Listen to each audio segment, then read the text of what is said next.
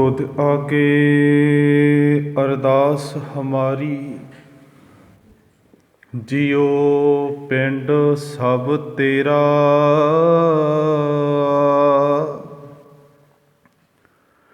कहो नानक सब तेरी वड्याई, कोई नौ न जाने मेरा।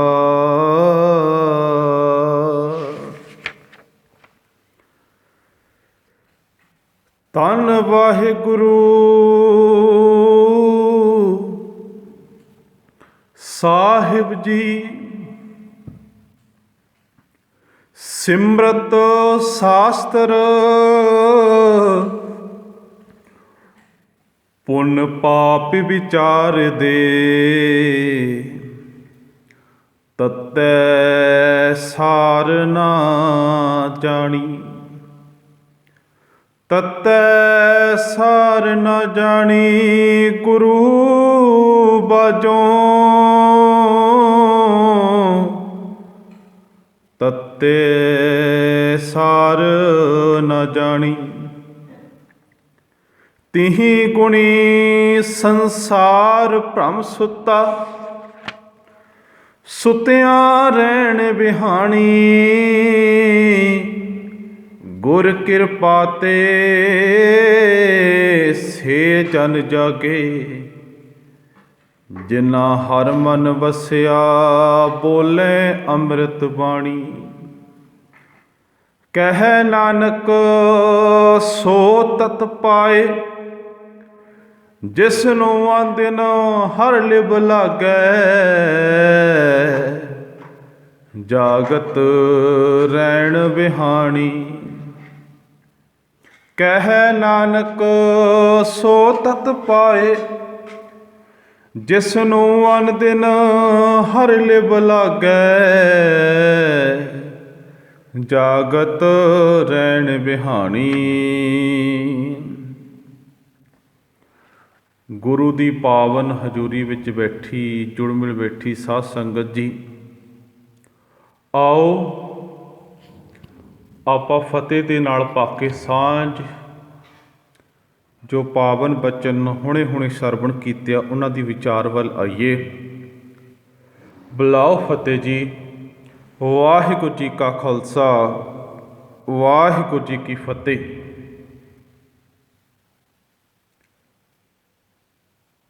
ਸੰਸਾਰ ਦੇ ਅੰਦਰ ਨਾ, ਇਸ ਦੁਨੀਆ ਦੇ ਅੰਦਰ ਮਨੁੱਖ ਦਾ ਜੀਵਨ ਤੇ ਮਨੁੱਖ ਦਾ ਜਿਹੜਾ ਜੀਵਨ ਦਾ ਪੱਧਰ ਹੈ ਨਾ, ਉਹਦੇ ਵਿੱਚ ਮਨੁੱਖ ਬਹੁਤ ਤਰ੍ਹਾਂ ਦਾ ਗਿਆਨ ਇਕੱਠਾ ਕਰਦਾ ਹੈ। ਕਹਿ ਦਈਏ ਮਨੁੱਖ ਦੇ ਕੋਲੇ, ਜਿਸ ਮਨੁੱਖ ਦੇ ਕੋਲੇ ਇਲਮ ਨਹੀਂ ਹੈਗਾ, ਗਿਆਨ ਨਹੀਂ ਹੈਗਾ, ਉਹ ਮਨੁੱਖ ਕਦੇ ਜ਼ਿੰਦਗੀ ਦੇ ਵਿੱਚ ਵਿਕਾਸ ਨਹੀਂ ਕਰਿਆ ਕਰਦਾ। ਤੇ ਜਿਸ ਮਨੁੱਖ ਦੇ ਕੋਲੇ ਗਿਆਨ ਹੈ, ਉਹ ਮਨੁੱਖ ਹਰ ਜੀਵਨ ਦੇ ਪੱਧਰ ਦੇ ਉੱਤੇ ਤਰੱਕੀ ਕਰਦਾ ਹੈ, ਖਾਸ ਕਰਕੇ ਸੰਸਾਰ ਦੇ ਅੰਦਰ। ਕਿਉਂਕਿ ਸੰਸਾਰ ਦੇ ਵਿੱਚ ਵੀ ਮਨੁੱਖ ਨੂੰ ਗਿਆਨ ਤੇ ਇਲਮ ਦੀ ਬਹੁਤ ਲੋੜ ਪੈਂਦੀ ਹੈ। ਤੇ ਜਿਹੜੇ ਬੰਦੇ ਦੇ ਕੋਲੇ ਇਹ ਇਲਮ ਨਹੀਂ ਹੁੰਦਾ, ਗਿਆਨ ਨਹੀਂ ਹੁੰਦਾ, ਸੰਸਾਰ ਵਾਲੇ ਉਹਨੂੰ ਪਾਗਲ ਕਿਹਾ ਕਰਦੇ ਨੇ। ਹੁਣ ਜਿਵੇਂ ਕਿ ਆਪਾਂ ਦੇਖੀਏ, ਜਿਹੜਾ ਇਨਸਾਨ ਖੇਤੀ ਕਰਦਾ ਹੈ, ਉਹ ਸਫਲ ਕਿਸਾਨ ਤਾਂ ਬਣੇਗਾ ਜੇਕਰ ਉਹਨੂੰ ਆਪਣੀ ਖੇਤੀ ਦਾ, ਆਪਣੀ ਖੇਤੀਬਾੜੀ ਦਾ ਇਲਮ ਹੋਏਗਾ। ਉਹ ਸਫਲ ਕਿਸਾਨ ਤਾਂ ਬਣੇਗਾ। ਇੱਕ ਜਿਹੜੀ ਭੈਣ ਹੈ, ਭੈਣ ਆਪਣੇ ਘਰ ਦੇ ਵਿੱਚ ਰੋਟੀ ਬਣਾਉਂਦੀ ਹੈ, ਆਪਣੀ ਰਸੋਈ ਨੂੰ ਸਾਂਭਦੀ ਹੈ। ਉਹ ਭੈਣ ਤਾਂ ਇੱਕ ਸਫਲ ਸੁਹਾਣੀ ਬਣੇਗੀ ਜੇ ਉਹਨੂੰ ਪਤਾ ਹੋਏਗਾ, ਉਹਨੂੰ ਰੋਟੀ ਬਣਾਉਣ ਦਾ, ਪਕਵਾਨ ਬਣਾਉਣ ਦਾ ਇਲਮ ਹੋਏਗਾ। ਇੱਕ ਵਿਦਿਆਰਥੀ ਆਪਣੀ ਜਮਾਤ ਵਿੱਚ ਤਦ ਸਫਲ ਹੋਏਗਾ ਜਦੋਂ ਉਹਨੂੰ ਪੜ੍ਹੀਆਂ ਹੋਈਆਂ ਕਿਤਾਬਾਂ ਦਾ ਇਲਮ ਹੋਏਗਾ। ਇੱਕ ਰਾਜਨੀਤਿਕ ਨੇਤਾ ਉਦੋਂ ਸਫਲ ਹੋਏਗਾ ਜਦੋਂ ਉਹ ਜਿਹੜੀ ਰਾਜਨੀਤੀ ਪ੍ਰਣਾਲੀ ਦੇ ਵਿੱਚ ਉਹ ਵਿਚਰਦਾ ਪਿਆ ਉਹਨੂੰ ਉਸ ਰਾਜਨੀਤਿਕ ਪ੍ਰਣਾਲੀ ਦਾ ਇਲਮ ਹੋਏਗਾ। ਤੇ ਸਮਾਜ ਦੇ ਵਿੱਚ ਉਹੀ ਬੰਦਾ ਸਫਲ ਹੋਏਗਾ ਜਿਹਨੂੰ ਰਿਸ਼ਤਿਆਂ ਨਾਤਿਆਂ ਦਾ, ਸਮਾਜ ਦੇ ਕਾਰ ਵਿਹਾਰ ਦਾ ਇਲਮ ਹੋਏਗਾ, ਜਿਹਨੂੰ ਜਾਣਕਾਰੀ ਹੋਏਗੀ ਕਿ ਕਿਹੜਾ ਕੰਮ ਕਦੋਂ ਕਰਨਾ ਹੈ। ਕਹਿਣ ਦਾ ਮਤਲਬ ਕੀ ਆ, ਸੰਸਾਰ ਦੇ ਵਿੱਚ ਜਿਨ੍ਹਾਂ ਨੂੰ ਤਾਂ ਆਪਣੇ ਨਾਲ ਜੁੜੇ ਹੋਏ ਧੰਦੇ ਤੇ ਆਪਣੇ ਜੁੜੇ ਹੋਏ ਖੇਤਰ ਦਾ ਗਿਆਨ ਹੁੰਦਾ ਹੈ ਨਾ, ਦੁਨੀਆ ਦੇ ਵਿੱਚ ਉਹੀ ਬਹੁਤ ਸਫਲਤਾ ਪ੍ਰਾਪਤ ਕਰਦੇ ਨੇ। ਪਰ ਧਰਮ ਦੀ ਦੁਨੀਆ ਦੇ ਅੰਦਰ ਜਦੋਂ ਆਪਾਂ ਦੇਖੀਏ, ਜਿਨ੍ਹਾਂ ਨੇ ਧਰਮਾਂ ਦੀ ਸੰਸਥਾਪਨਾ ਕੀਤੀ ਹੈ, ਉਹਨਾਂ ਨੇ ਵੀ ਫਿਰ ਇੱਕ ਸ਼ਰਤ ਲਾਗੂ ਕਰ ਦਿੱਤੀ ਵੀ ਜੇਕਰ ਦੁਨੀਆ ਦੇ ਵਿੱਚ ਗਿਆਨ ਕਰਕੇ ਤੇਰਾ ਜੀਵਨ ਵਿਕਾਸ ਕਰਦਾ, ਤੇਰਾ ਜੀਵਨ ਤਰੱਕੀ ਕਰਦਾ, ਬੰਦਿਆ ਤੈਨੂੰ ਧਰਮ ਦੀ ਦੁਨੀਆ ਦੇ ਵਿੱਚ ਵੀ ਤੈਨੂੰ ਗਿਆਨ ਹੋਣਾ ਚਾਹੀਦਾ। ਪਰ ਹਰ ਇੱਕ ਮਜ਼ਹਬ ਤੇ ਹਰ ਇੱਕ ਕੌਮ ਨੇ ਆਪਣਾ ਵੱਖਰਾ ਵੱਖਰਾ ਗਿਆਨ ਦਿੱਤਾ ਤੇ ਉਸ ਗਿਆਨ ਦੇ ਅਕੋਰਡਿੰਗ ਮਨੁੱਖ ਨੇ ਆਪਣੇ ਜੀਵਨ ਵਿੱਚ ਕਿਰਿਆਵਾਂ ਕੀਤੀਆਂ, ਆਪਣੇ ਜੀਵਨ ਨੂੰ ਉਸ ਗਿਆਨ ਦੇ ਅਕੋਰਡਿੰਗ ਤੋਰਿਆ। ਪਰ ਜਦੋਂ ਆਪਾਂ ਸਿੱਖੀ ਵੱਲ ਆਈਏ, ਬਾਬੇ ਨਾਨਕ ਦੇ ਘਰ ਵੱਲ ਆਈਏ, ਬਾਬੇ ਨਾਨਕ ਦੇ ਘਰ ਦੇ ਵਿੱਚ ਦੁਨੀਆ ਦੇ ਇਲਮ ਨਾਲੋਂ, ਦੂਸਰੇ ਮਜ਼ਹਬਾਂ ਦੇ ਇਲਮ ਦੇ ਨਾਲੋਂ ਕੁਝ ਕੁ ਵੱਖਰੀ ਗੱਲ ਹੈ। ਕਿਉਂਕਿ ਇਸ ਬਾਬੇ ਨਾਨਕ ਦੇ ਘਰ ਦੇ ਵਿੱਚ ਕੇਵਲ ਗਿਆਨ ਇਕੱਠਾ ਕਰਨਾ ਸਫੀਸ਼ੀਐਂਟ ਨਹੀਂ, ਗਿਆਨ ਇਕੱਠਾ ਕਰਨਾ ਜ਼ਰੂਰੀ ਨਹੀਂ। ਤੇ ਬਾਬੇ ਨਾਨਕ ਦੇ ਘਰ ਦੇ ਵਿੱਚ ਤਾਂ ਜਿਹੜਾ ਗਿਆਨ ਇਕੱਠਾ ਕੀਤਾ, ਉਸ ਗਿਆਨ ਦੇ ਰਸਤੇ ਦੇ ਉੱਤੇ ਚੱਲਣਾ ਜ਼ਰੂਰੀ ਹੈ। ਜਦੋਂ ਗੁਰੂ ਨਾਨਕ ਦੇਵ ਮਹਾਰਾਜ ਜੀ ਮੱਕੇ ਗਏ ਨਾ, ਮੱਕੇ ਜਦੋਂ ਗਏ ਤਾਂ ਉਹਨਾਂ ਨੂੰ, ਕਿਉਂਕਿ ਮੱਕੇ ਦਾ ਇੱਕ ਕਾਨੂੰਨ ਹੈ ਕਿ ਉੱਥੇ ਗੈਰ ਮੁਸਲਮਾਨ ਐਂਟਰ ਨਹੀਂ ਹੋ ਸਕਦਾ।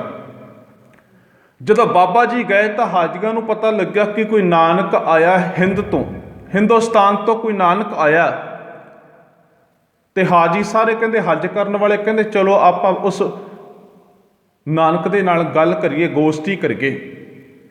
ਉਹ ਸਾਰੇ ਜਣੇ ਇਕੱਠੇ ਹੋ ਕੇ ਬਾਬਾ ਜੀ ਦੇ ਸਾਹਮਣੇ ਬਹਿੰਦੇ ਨੇ, ਗੁਰੂ ਨਾਨਕ ਦੇਵ ਮਹਾਰਾਜ ਜੀ ਦੇ ਸਾਹਮਣੇ ਬਹਿੰਦੇ ਨੇ ਆ ਕੇ। ਇਹ ਗੱਲ ਦਾ ਜ਼ਿਕਰ ਭਾਈ ਗੁਰਦਾਸ ਨੇ ਆਪਣੀਆਂ ਵਾਰਾਂ ਦੇ ਵਿੱਚ ਕੀਤਾ ਹੈ। ਜਦੋਂ ਉਹ ਆ ਕੇ ਗੁਰੂ ਦੇ ਕੋਲੇ ਇਕੱਠੇ ਹੋ ਕੇ ਬਹਿੰਦੇ ਨੇ ਤਾਂ ਫਿਰ ਉਹ ਕੁਝ ਕੁ ਸਵਾਲ ਕਰਦੇ ਆ। ਉਹ ਸਵਾਲ ਕਿਹੜੇ ਨੇ? ਕਹਿੰਦੇ ਨੇ, ਪੁੱਛਣ ਗੱਲ ਇਮਾਨ ਦੀ, ਕਾਜੀ ਮੁੱਲਾ ਇਕੱਠੇ ਹੋਈ, ਵੱਡਾ ਸਾਂਗ ਵਰਤਾਇਆ, ਲੱਖ ਨਾ ਸਕੇ ਕੁਦਰਤ ਕੋਈ। ਪੁੱਛਣ ਫੋਲ ਕਿਤਾਬ ਨੂੰ, ਹਿੰਦੂ ਵੱਡਾ ਕਿ ਮੁਸਲਮਾਨ ਹੋਈ। ਹੁਣ ਹਾਜੀ ਪੁੱਛਦੇ ਆ ਕਿ ਬਾਬਾ ਸਾਨੂੰ ਇਹ ਗੱਲ ਦੱਸ ਵੀ ਇੱਕ ਹਿੰਦੂ ਵੱਡਾ ਹੈ ਕਿ ਮੁਸਲਮਾਨ ਵੱਡਾ ਹੈ, ਹਿੰਦੂ ਧਰਮ ਵੱਡਾ ਹੈ ਕਿ ਮੁਸਲਮਾਨ ਧਰਮ ਵੱਡਾ। ਤੇ ਗੁਰੂ ਨਾਨਕ ਦੇਵ ਮਹਾਰਾਜ ਜੀ ਨੇ ਫਿਰ ਜਿਹੜਾ ਸਵਾਲ ਦਾ ਜਿਹੜਾ ਜਵਾਬ ਦਿੱਤਾ ਨਾ, ਉਹ ਬਾਕਮਾਲ ਹੈ, ਬਾਕਮਾਲ ਹੈ। ਬਾਬਾ ਜੀ ਕਹਿੰਦੇ, ਬਾਬਾ ਆਖੇ ਹਾਜੀਆਂ, ਸ਼ੁਭ ਅਮਲਾਂ ਬਾਝੋਂ ਦੋਨੋਂ ਰੋਈ। ਜਿਸ ਮਨੁੱਖ ਦੇ ਜੀਵਨ ਦੇ ਵਿੱਚ ਕਰਨੀ ਪ੍ਰਧਾਨ ਨਹੀਂ, ਜਿਸ ਮਨੁੱਖ ਦੇ ਵਿੱਚ ਗੁਣ ਨਹੀਂ, ਜਿਸ ਮਨੁੱਖ ਦਾ ਇਖਲਾਕੀ ਪੱਧਰ ਗਿਰਾਵਟ ਵੱਲ ਜਾ ਰਿਹਾ, ਬਾਬਾ ਨਾਨਕ ਕਹਿੰਦਾ ਉਹ ਦੋਨੋਂ ਹੀ ਖੁਆਰ ਹੋਣਗੇ, ਦੋਨੋਂ ਹੀ ਰੋਣਗੇ। ਬਸ ਸਿੱਖੀ ਦੇ ਵਿੱਚ ਇਹ ਗੱਲ ਹੈ ਕਿ ਇੱਥੇ ਗਿਆਨ ਇਕੱਠਾ ਕਰ ਲੈਣਾ ਸਰਵ ਉੱਚਤਾ ਨਹੀਂ, ਇਸ ਇਕੱਠੇ ਕੀਤੇ ਗਿਆਨ ਦੇ ਉੱਤੇ ਤੁਰਨਾ ਹੀ ਅਸਲ ਵਿੱਚ ਸਿੱਖੀ ਦਾ ਦਾਇਰਾ ਹੈ, ਸਿੱਖੀ ਦਾ ਘਰ ਹੈ। ਹੁਣ ਸਾਡੇ ਕਹਿ ਦਈਏ ਵੀ ਇੱਕ ਬੰਦਾ ਉਹ ਵਿਚਾਰਾ ਸਿੱਖੀ ਦੇ ਨਾਂ ਦੇ ਉੱਤੇ, ਧਰਮ ਦੇ ਨਾਂ ਦੇ ਉੱਤੇ ਭਟਕ ਗਿਆ, ਉਹਦੇ ਕੋਲੇ ਕੋਈ ਗਿਆਨ ਨਹੀਂ, ਉਹਦੀ ਪ੍ਰਵਾਨਗੀ ਨਹੀਂ ਜੇ ਹੈਗੀ। ਤੇ ਦੂਜੇ ਪਾਸੇ ਉਹ ਬੰਦਾ ਕਿ ਜਿਹਨੇ ਬੜਾ ਗਿਆਨ ਹੀ ਇਕੱਠਾ ਕਰ ਲਿਆ, ਇੱਧਰੋਂ ਵੀ ਇਕੱਠਾ ਕਰ ਲਿਆ, ਇੱਧਰੋਂ ਵੀ ਇਕੱਠਾ ਕਰ ਲਿਆ, ਬਾਣੀ ਵੀ ਪੜ੍ਹ ਲਈ, ਬਾਣੀ ਅਰਥਾਂ ਸਮੇਤ ਯਾਦ ਵੀ ਕਰ ਲਈ। ਪਰ ਜੇਕਰ ਉਹ ਉਸ ਪ੍ਰਾਪਤ ਕੀਤੇ ਹੋਏ ਗਿਆ, ਇੱਕ ਨੇ ਤਾਂ ਗਿਆਨ ਪ੍ਰਾਪਤ ਨਹੀਂ ਕੀਤਾ, ਉਹ ਤਾਂ ਵਿਚਾਰਾ ਆਪਣੇ ਰਸਤੇ ਤੋਂ ਖੁੰਝ ਗਿਆ। ਇੱਕ ਬੰਦੇ ਨੇ ਗਿਆਨ ਹਾਸਲ ਕਰ ਵੀ ਲਿਆ, ਉਹਦੇ ਕੋਲੇ ਬਹੁਤ ਸਾਰਾ ਗਿਆਨ ਹੈ, ਪਰ ਉਸ ਗਿਆਨ ਦੇ ਉੱਤੇ ਚੱਲਿਆ ਕੋਈ ਨਹੀਂ। ਉਹਦਾ ਗਿਆਨ ਇਕੱਠਾ ਕੀਤਾ ਵੀ ਕਿਸੇ ਕਾਰਜ ਨਹੀਂ ਹੈਗਾ।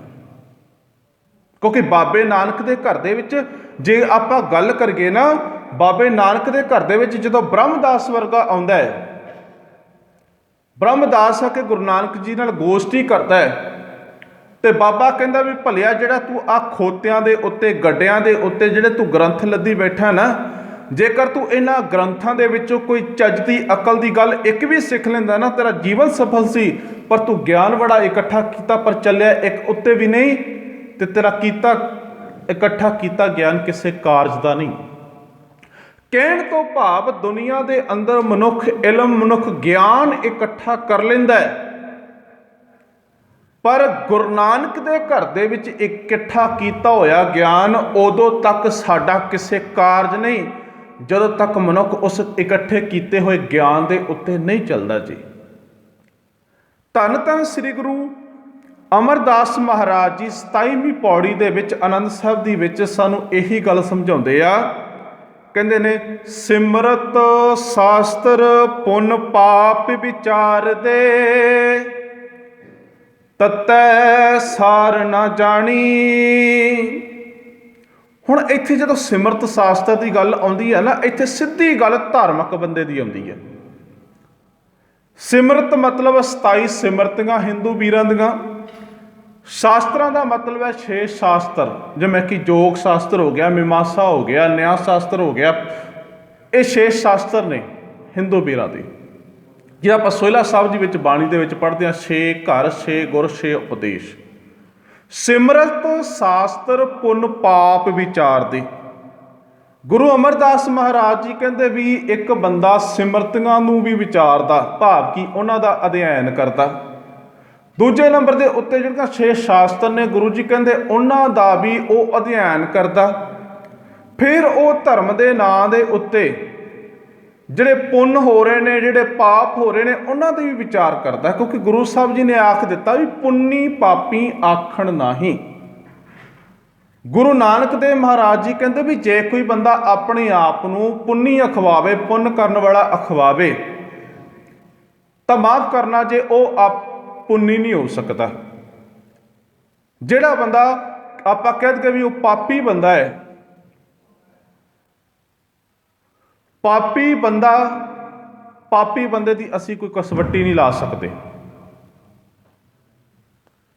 ਕਹਿਣ ਦਾ ਮਤਲਬ ਕੀ ਆ, ਹੁਣ ਜੇ ਆਪਾਂ ਇਹਨੂੰ ਸੌਖਾ ਸਮਝ ਲਈਏ,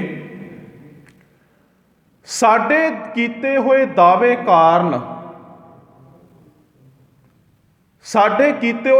ਕਾਰਨ, ਕੋਈ ਮਨੁੱਖ ਗੁਰਮਤ ਦਾ ਪਾਂਧੀ ਨਹੀਂ ਹੋ ਸਕਦਾ, ਕੋਈ ਮਨਮਤ ਦਾ ਰਾਹੀ ਨਹੀਂ ਹੋ ਸਕਦਾ। ਕਹਿਣ ਦਾ ਮਤਲਬ ਕੀ ਆ, ਸਿਮਰਤ ਸ਼ਾਸਤਰ ਪੁੰਨ ਪਾਪ ਵਿਚਾਰ ਦੇ, ਤੱਤੇ ਸਾਰ ਨਾ ਜਾਣੀ। ਕਹਿੰਦੇ ਨੇ ਜੀ ਧਰਮਾਂ ਦੇ ਗ੍ਰੰਥਾਂ ਦੇ ਅਧਿਐਨ ਵੀ ਬੜਾ ਕੀਤਾ, ਧਾਰਮਿਕ ਕਿਰਿਆਵਾਂ ਦੇ ਬਾਰੇ ਵਿਚਾਰ ਵੀ ਇੱਕ ਬੜੀ ਕੀਤੀ, ਪਰ ਤੱਤੇ ਸਾਰ ਨਾ ਜਾਣੀ। ਜਿਹੜਾ ਅਸਲੀ ਤੱਤ ਸੀ ਨਾ, ਅਸਲੀ ਤੱਤ, ਉਹ ਤੱਤ ਤੋਂ ਮਨੁੱਖ ਖੁੰਝ ਗਿਆ।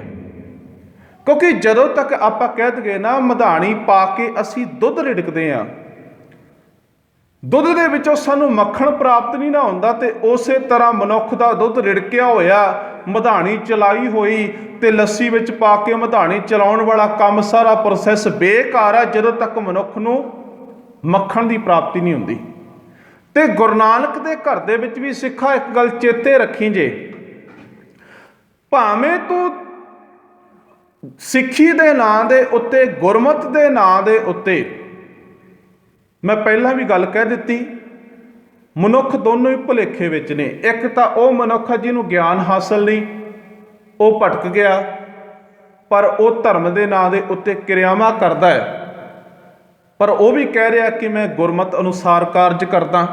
ਇੱਕ ਬੰਦਾ ਉਹ ਹੈ ਜਿਹੜੇ ਬੰਦੇ ਨੇ ਸੰਪੂਰਨ ਗੁਰੂ ਗ੍ਰੰਥ ਸਾਹਿਬ ਮਹਾਰਾਜ ਨੂੰ ਅਰਥਾਂ ਸਮੇਤ ਪੜ੍ਹ ਲਿਆ, ਪਰ ਭੁਲੇਖੇ 'ਚ ਉਹ ਵੀ ਹੈ, ਉਹਦੇ ਅੰਦਰ ਭੁਲੇਖਾ ਇਹ ਪੈ ਗਿਆ ਕਿ ਮੈਂ ਸਭ ਕੁਝ ਜਾਣਦਾ। ਕਿਉਂਕਿ ਸਿੱਖੀ ਦੇ ਵਿੱਚ ਜਦੋਂ ਤੱਕ ਮਨੁੱਖ ਦੇ ਅੰਦਰ ਇਹ ਭਾਵਨਾ ਨਹੀਂ ਆਉਂਦੀ, ਇਸ ਬਿਰਤੀ ਦੇ ਉੱਤੇ ਨਹੀਂ ਆ ਕੇ ਖੜਦਾ ਹੈ, ਜਿਹੜੀ ਬਿਰਤੀ ਬਾਬਾ ਨਾਨਕ ਕਹਿੰਦਾ ਕਿ ਕੁਦਰਤ ਕਵਣ ਕਹਾਂ ਵਿਚਾਰ, ਬਾਰਿਆ ਨਾ ਜਾਵਾਂ ਇੱਕ ਵਾਰ, ਜੋ ਤੁਧ ਭਾਵੈ ਸਾਈ ਭਲੀ ਕਾਰ, ਤੂੰ ਸਦਾ ਸਲਾਮਤ ਨਿਰੰਕਾਰ।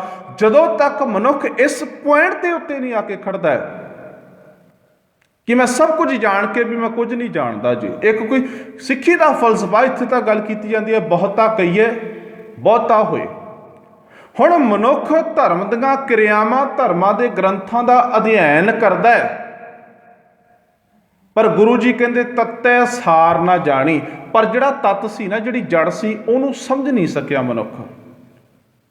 ਕਿਉਂਕਿ ਦੇਖੋ ਜੀ, ਜ਼ਿੰਦਗੀ ਗੁਰਬਾਣੀ ਨੂੰ ਪੜ੍ਹਨਾ, ਵਿਚਾਰਨਾ ਤੇ ਮੰਨਣਾ, ਤੇ ਇਸ ਤੋਂ ਅਗਲਾ ਸਟੈਪ ਆ ਜਾਂਦਾ ਹੈ ਮੰਨਣਾ।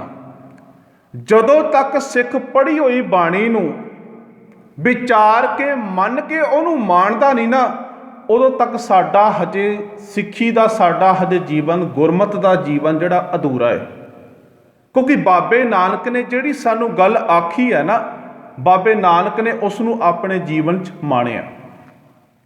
ਅਗਲੀ ਗੱਲ, ਸਿਮਰਤ ਸ਼ਾਸਤਰ ਪੁੰਨ ਪਾਪ ਵਿਚਾਰਦੇ ਤੱਤੇ ਸਾਰ ਨਾ ਜਾਣੀ। ਗੁਰੂ ਜੀ ਕਹਿੰਦੇ ਧਾਰਮਿਕ ਕਾਰਜ ਕਰਦਿਆਂ ਕਰਦਿਆਂ ਮਨੁੱਖ ਨੂੰ ਤੱਤ ਦੀ ਸਾਰ, ਤੱਤ ਦੀ ਸਮਝ ਲੱਗੀ ਨਹੀਂ।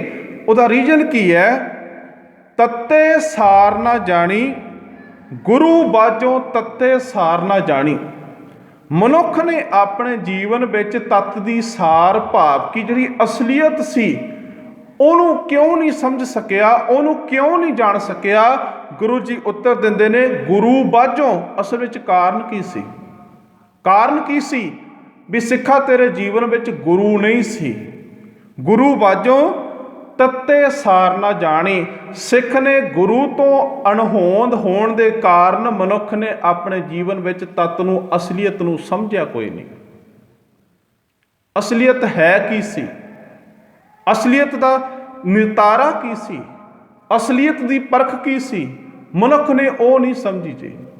ਕਿਉਂਕਿ ਜੀਵਨ ਵਿੱਚ ਨਾ ਮਨੁੱਖ ਸਾਰੀ ਉਮਰ, ਅਕਸਰ ਹੀ ਆਪਾਂ ਕਹਿ ਦਿੰਦੇ ਹਾਂ ਜੀ, ਬਾਣੀ ਨਹੀਂ ਪੜ੍ਹਦੇ, ਬਾਣੀ ਦੇ ਨਾਲ ਜੁੜਿਆ ਨਹੀਂ ਜਾਂਦਾ। ਕਾਰਨ ਕੀ ਹੈ? ਅੱਜ ਦਾ ਜਿਹੜਾ ਮਨੁੱਖ ਆ ਨਾ, ਮਨੁੱਖ ਨੇ ਆਪਣੀ ਸੋਚ ਦੇ ਉੱਤੇ ਝੂਠ ਦਾ ਬੜਾ ਵੱਡਾ ਪ੍ਰਭਾਵ ਪਾਇਆ ਹੋਇਆ। ਜਦੋਂ ਮਨੁੱਖਾਂ ਦੇ ਜੀਵਨ ਦੇ ਜਾਂ ਹਿਰਦਿਆਂ ਦੇ ਵਿੱਚ ਨਾ, ਸੋਚਾਂ ਦੇ ਵਿੱਚ ਝੂਠ ਦਾ ਪ੍ਰਭਾਵ ਵੱਧ ਜਾਂਦਾ, ਤਾਂ ਉਹਦੇ ਮਨੁੱਖ ਦੇ ਜੀਵਨ ਵਿੱਚ ਸੱਚ ਦੀ ਹੋਂਦ ਘਟਣੀ ਸ਼ੁਰੂ ਹੋ ਜਾਂਦੀ ਹੈ। ਤੇ ਜਦੋਂ ਤੱਕ ਮਨੁੱਖ ਦੇ ਜੀਵਨ ਦੇ ਵਿੱਚੋਂ ਸੱਚ ਦੀ ਹੋਂਦ ਘਟ ਜੇ ਨਾ, ਤੇ ਮਨੁੱਖ ਅਕਸਰ ਹੀ ਸੱਚ ਤੋਂ ਭੱਜਦਾ ਜੀ। ਹੁਣ ਇਹੀ ਤਾਂ ਸਾਡੀ ਜੀਵਨ ਦੀ ਇੱਕ ਤਰਾਸਦੀ ਬਣ ਗਈ ਹੈ ਨਾ। ਸਾਨੂੰ ਪਤਾ ਹੈ ਕਿ ਬੰਦੇ ਨੂੰ ਮੌਤ ਆਉਣੀ ਜੇ, ਪਰ ਬੰਦਾ ਸਾਰੀ ਉਮਰ ਮੌਤ ਤੋਂ ਭੱਜਦਾ।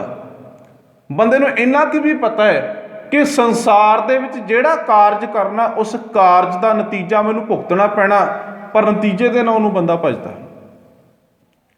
ਕਹਿਣ ਦਾ ਮਤਲਬ ਕੀ ਆ? ਮਨੁੱਖ ਨੇ ਇਸ ਦੁਨੀਆ ਦੇ ਅੰਦਰ ਸੱਚ ਨੂੰ, ਅਸਲੀਅਤ ਨੂੰ ਜਾਣਨ ਤੋਂ ਬਿਨਾਂ ਆਪਣਾ ਜੀਵਨ ਚਲਾ ਲਿਆ, ਤੇ ਜਿਹਦੇ ਨਾਲ ਸਾਡੇ ਜੀਵਨ, ਸਾਡੇ ਮਨੁੱਖੀ ਦਾ ਜੀਵਨ ਦਾ ਢਾਂਚਾ ਜਿਹੜਾ ਉਹ ਤਹਿਸ ਨਹਿਸ ਹੋ ਰਿਹਾ। ਹੁਣ ਤੱਤੇ ਸਾਰ ਨਾ ਜਾਣੀ, ਗੁਰੂ ਬਾਝੋਂ ਤੱਤੇ ਸਾਰ ਨਾ ਜਾਣੀ।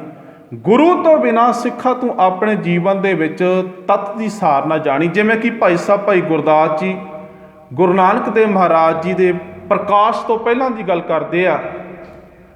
ਕੀ ਕਹਿੰਦੇ ਨੇ? ਕਹਿੰਦੇ ਸੱਚ ਕਿਨਾਰੇ ਰਹਿ ਗਿਆ, ਖੈ ਮਰਦੇ ਬਾਹਮਣ ਮੌਲਾਣੇ।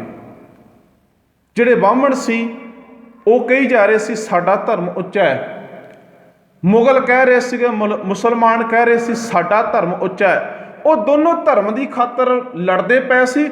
ਉਹਨਾਂ ਨੇ ਆਪਸ ਦੀ ਧਾਰਮਿਕ ਲੜਾਈ ਨੂੰ ਇੰਨਾ ਕੁ ਵੱਡਾ ਬਣਾ ਲਿਆ ਕਿ ਉਹਨਾਂ ਨੇ ਸੱਚ ਨੂੰ ਹੀ ਛੱਡ ਦਿੱਤਾ।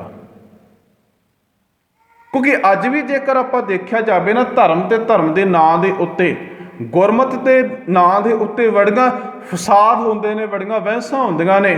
ਪਰ ਮਾਫ਼ ਕਰਨਾ, ਜੇ ਇਹ ਸੱਚਾਈ ਹੈ ਸਾਡੀ ਕੌਮ ਦੀ, ਅਸੀਂ ਉਦੋਂ ਵੀ ਗੁਰਮਤ ਨੂੰ ਪਰੇ ਰੱਖ ਕੇ ਆਪਣੀ ਬਹਿਸ ਦੇ ਵਿੱਚ ਪੈ ਜਾਂਦੇ ਹਾਂ। ਸਾਨੂੰ ਸਮਝਣਾ ਪੈਣਾ, ਕਿਉਂਕਿ ਜਿਹੜੀ ਗੁਰਮਤ ਆ ਨਾ, ਗੁਰਮਤ ਕਹਿ ਦੇਣਾ ਤੇ ਗੁਰਮਤ ਹੋ ਜਾਣਾ, ਇਹਦੇ ਵਿੱਚ ਬੜਾ ਅੰਤਰ ਜੀ। ਇਹ ਗੱਲ ਸਾਨੂੰ ਮੰਨਣੀ ਪੈਣੀ ਹੈ।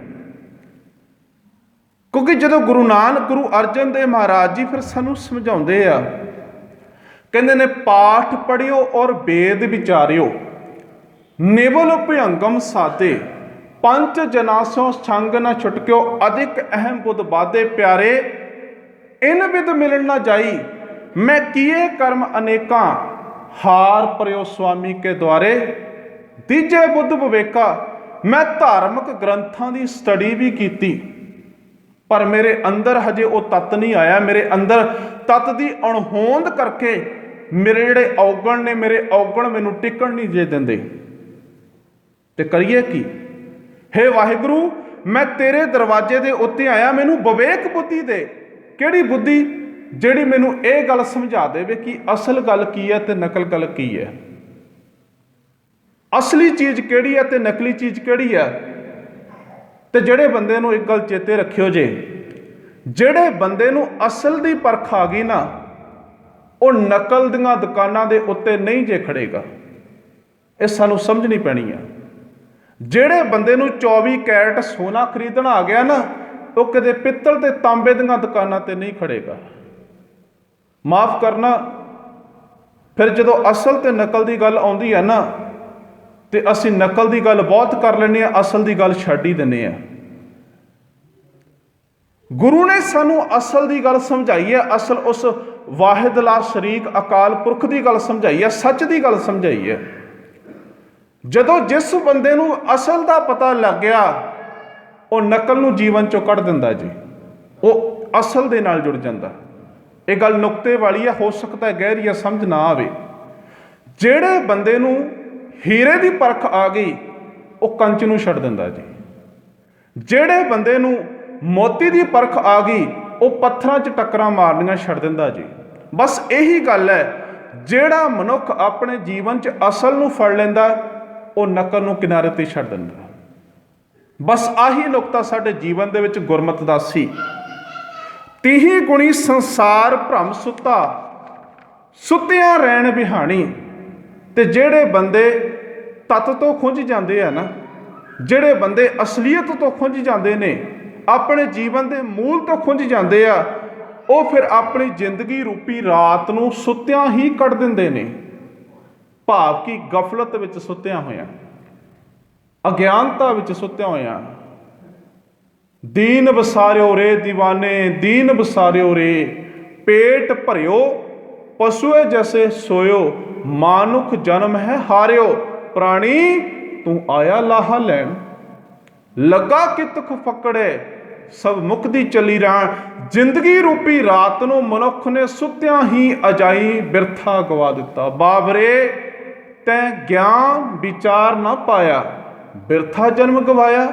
ਮਨੁੱਖ ਨੇ ਆਪਣੇ ਜੀਵਨ ਨੂੰ ਗਫਲਤ ਦੇ ਇਸ ਨੀਂਦ ਵਿੱਚ ਐਸਾ ਪਾ ਦਿੱਤਾ ਕਿ ਮਨੁੱਖ ਨੇ ਸਾਰੀ ਜ਼ਿੰਦਗੀ ਰੂਪੀ ਰਾਤ ਨੂੰ ਸੌਂ ਕੇ ਬਤੀਤ ਕਰ ਦਿੱਤਾ। ਫਿਰ ਅੱਗੇ ਗੁਰੂ ਜੀ ਬਚਨ ਕਰਦੇ ਨੇ, ਗੁਰ ਕਿਰਪਾ ਤੇ ਸੇ ਜਨ ਜਾਗੇ, ਜਿਨ੍ਹਾਂ ਹਰ ਮਨ ਵਸਿਆ ਬੋਲੇ ਅੰਮ੍ਰਿਤ ਬਾਣੀ। ਹੁਣ ਗੁਰੂ ਜੀ ਕਹਿੰਦੇ ਵੀ ਗੁਰੂ ਦੀ ਕਿਰਪਾ ਦੇ ਨਾਲ ਉਹ ਇਨਸਾਨ ਜਾਗ ਜਾਂਦੇ ਆ। ਗੁਰੂ ਦੀ ਕਿਰਪਾ ਕੀ ਹੈ? ਜਦੋਂ ਮਨੁੱਖ ਦਾ ਜੀਵਨ ਦੋ ਤਰ੍ਹਾਂ ਦਾ, ਇੱਕ ਅੰਦਰਲਾ ਜੀਵਨ ਤੇ ਇੱਕ ਬਾਹਰਲਾ ਜੀਵਨ। ਜ਼ਰੂਰੀ ਨਹੀਂ ਹੈ ਕਿ ਮੇਰਾ ਤਨ ਗੁਰਦੁਆਰਾ ਸਾਹਿਬ ਬੈਠਾ ਤੇ ਮੇਰਾ ਮਨ ਵੀ ਗੁਰਦੁਆਰਾ ਸਾਹਿਬ ਬੈਠਾ ਹੋਏਗਾ, ਇਹ ਜ਼ਰੂਰੀ ਨਹੀਂ ਹੈ। ਜਿਹੜਾ ਵਿਦਿਆਰਥੀ ਤਨ ਕਰਕੇ ਕਲਾਸ 'ਚ ਬੈਠਾ, ਮਨ ਕਰਕੇ ਕਲਾਸ 'ਚ ਨਹੀਂ ਬੈਠਾ, ਉਹ ਕਦੇ ਵੀ ਸਫਲ ਤੇ ਵੱਧ ਅੰਕ ਪ੍ਰਾਪਤ ਕਰਕੇ ਪਾਸ ਨਹੀਂ ਜੇ ਹੋ ਸਕਦਾ। ਬਸ ਇਹੀ ਨੁਕਤਾ ਗੁਰੂ ਘਰ ਦੇ ਵਿੱਚ ਆ।